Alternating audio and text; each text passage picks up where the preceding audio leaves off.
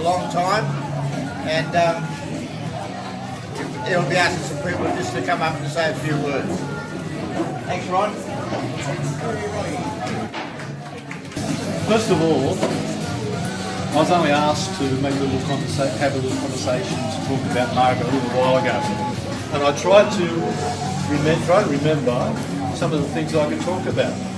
And I realised when I was sort of thinking about that myself, my wife and four friends here have known Margaret for in excess of 50 years. So how do you fit highlights in the 50 years in about 5 minutes?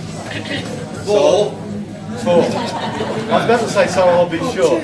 Or two. That was my wife speaking. So we first met Margaret over 50 years. And not. I was going to talk about the memory of times and events. We all know if we ever wanted to find out when something happened, you give Margaret a ring and say, well, when did this happen? 1975. 1965. Well, I was moving on a little bit. Yeah. So we've known her for that length of time. And during that length of time, there's things that really outstand about Margaret. One is this quiet sense of humour.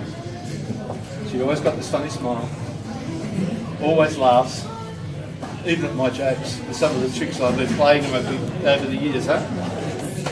So, a wonderful smile, wonderful friend, and I was trying to think if I've ever seen her cranky, and I don't think I have.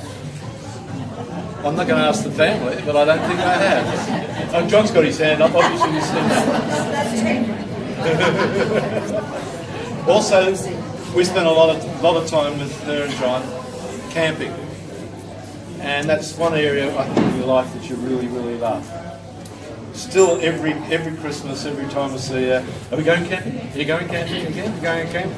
And we all had marvellous times, marvellous games, lots of fun, even jumping in somebody's bed at times. I think there's history around here with that. The other thing that stands about Margaret is her. I'm trying to be careful because I always make jokes about her attitude is the wrong word, but her love for her church and faith in the people in it. Now I've given her a bit of stick over the years, but always laughs, always smiles, and always true to that. Yep. Okay. What else was I going to say?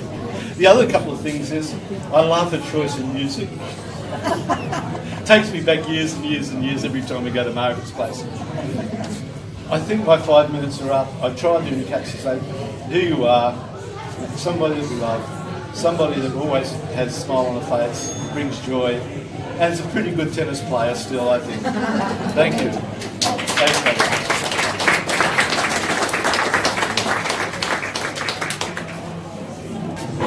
I'm Auntie Irene.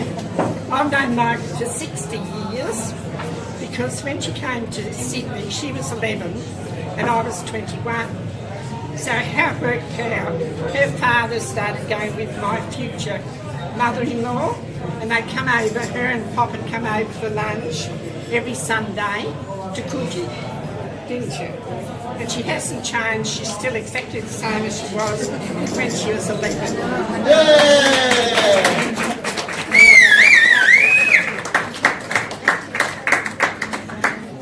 Anyway, I'm representing St John's and I met Margaret in, I think it was 2002, would that be right, Margaret? We've got the same sort of minds. And we soon found out that we had at least two things in common. The first one was that we went to the same high school, Port Street Girls High School. I was a year ahead. And the second was that we had our birthdays almost the same day. So mine's today, Margaret's is tomorrow, but I'm a year older, not necessarily wiser. So Margaret's been at St John's for a long time. I believe she married this really handsome guy that I saw there. I don't believe it's the same John. I can't believe that's the same guy that you married, but I believe it is. Yeah. So at St John's, I think that those two things are the only things we had in common. After that, I was a bit of a failure. Margaret never has been. She's always been the ideal parishioner, absolutely model parishioner. She's, for how many years have you been making pikelets every Sunday? She makes the coffee, lick, and we complain about it, and she doesn't actually get the message that she should actually put not two spoons in, but 4 spoons. But anyway, she does that. She does the cleaning. What else do you do, Mark? She does the flowers. She does absolutely everything. But the thing that she is really good at is that she's very discreet. Never complains about anybody in the parish. Never. A crossword never passes her lips. One day I said to her, Margaret, you're my role model. You know, I bitch about people and you never bitch about people. She said, but Dorothy, I think it. I'm very pleased that Marg, you haven't changed much since I've known you. You're probably not going to change. You're still a shy, retiring violet, aren't you? And I've said to and she is so gullible. This morning I bought a cake, right, a happy birthday cake, which coordinated with Margaret's colours. And I said to her, and I gave her a present, and I said, what are you doing for your birthday today, Margaret? She said, we're going out to lunch with family, and I'm not too sure where. And she said, what are you doing for your birthday? I said, I'm going out with family as well. She had absolutely no idea. So, my advice is, remain gullible, remain faithful, and don't worry about the day. Happy birthday. Oh, and she's going to respond, she tells me today. Just say thanks. Margaret and I met in 1977. 74, the boys were born in 74, 77.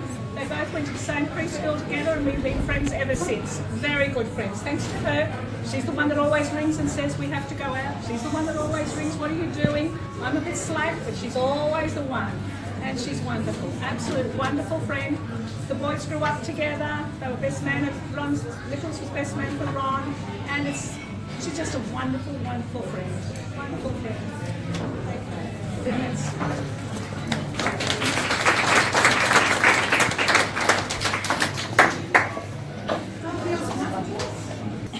Well, I'd just like to thank you all for coming for a start. Uncle Ron down from Brisbane, Auntie Barbara from Brisbane, Cousin Gay from Omaha, so it's cousins that we haven't seen, well I haven't seen for, I don't know, 20 odd years or more, but the cousins over in the corner. But yeah, thanks for all coming, really appreciate it. I know Mum will, even though she probably didn't want to have a party. Gay, I have to thank, she actually did all the organising for this one, so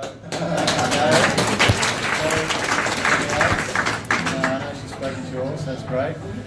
And yeah, so I wish you a happy birthday. Wasn't too bad of a shot. And enjoy. You've got all your friends and family, so that's great. Right, okay. I wasn't going to speak, but anyway, I thought I'd better say a few words. I'm the big brother.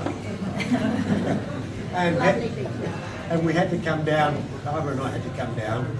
But Gay had rung me and said, we're having a party for Mum, but how do we make it a surprise? Now, if I'm coming down, it sort of doesn't really make it a surprise, does it? But anyway, we concocted a good story. Well, it wasn't a good story, it was a true story. My wife wanted to do some genealogical research. So, we've been wanting to come down for some time, so this was an excellent opportunity. So I rang Margaret and said, look, I know it's your birthday coming up. Barbara wants to do some research, so why don't we combine the two? So that was the ruse for getting down here, without causing too much concern. But anyway, wouldn't have missed it. And then of course Gay had to do all the organising. She did a fantastic job, don't you think? Organising the favourite, organising everything today. So, congratulations, Gay. Anyway, that's all I was going to say. Nothing from me.